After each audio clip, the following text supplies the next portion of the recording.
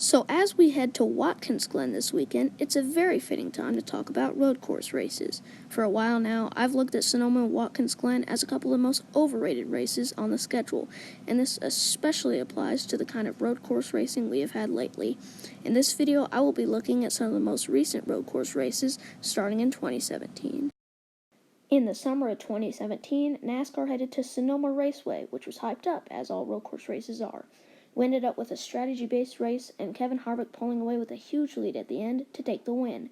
I think part of the reason people like Sonoma so much is because of its mixed bag of strategies, but in my opinion, a race should be judged 70% for the on-track product, 20% for the finish, and 10% for the strategies, which with this modern-day stage racing, we usually don't see a whole lot of mixed strategies. I would have to give the 2017 Sonoma race a solid 6 out of 10.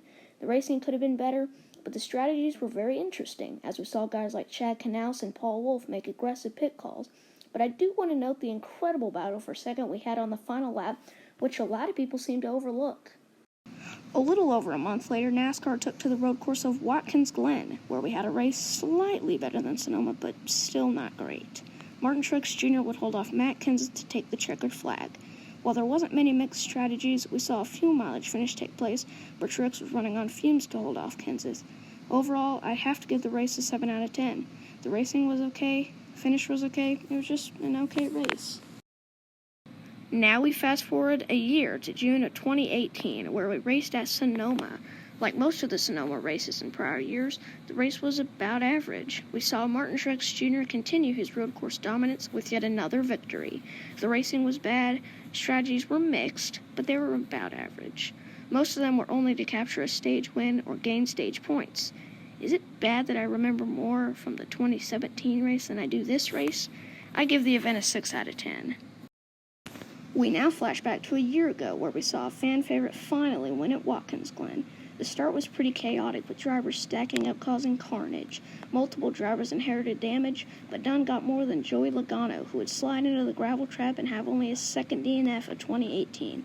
And to top this off, Almirola spun and hit the Armco a little later on.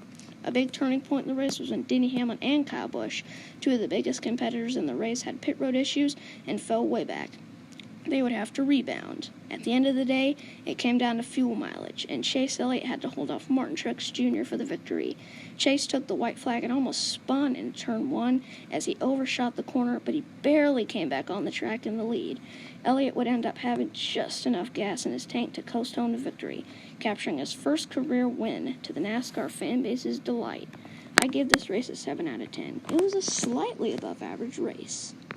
We will now recap the most recent road course race, which is this year's Sonoma race. Early on, the pole sitter, Kyle Larson, started fading back, and it was obvious who the two contenders for the win were, Kyle Busch and Martin Truex Jr. Joey Logano and Denny Hamlin seemed focused on going for stage points and playoff points, as their strategy helped them in the stages. In the end, Truex would have to hold off a hard-charging 18 car to win. Busch had been steadily gaining on Truex in the last 10 laps or so. However, as soon as he got near Truex, his progress came to a halt, and he watched Martin Truex Jr. capture his 4th win of the season and back-to-back Sonoma wins. We also saw some surprise performances, like Matt DiBenedetto scoring his first career top 5. It is also important to note that this is the first Sonoma race since the 90s to have the carousel. I'll give the race a 5 out of 10. It was not a great race, as it was very hard to pass. Now it's your turn. Vote in the poll at the top right of your screen if you think road course races are overrated or if you think I'm crazy. I'd also be interested to read in the comment section your personal opinion on this topic. Thanks for watching, and I'll see you guys next time. Goodbye.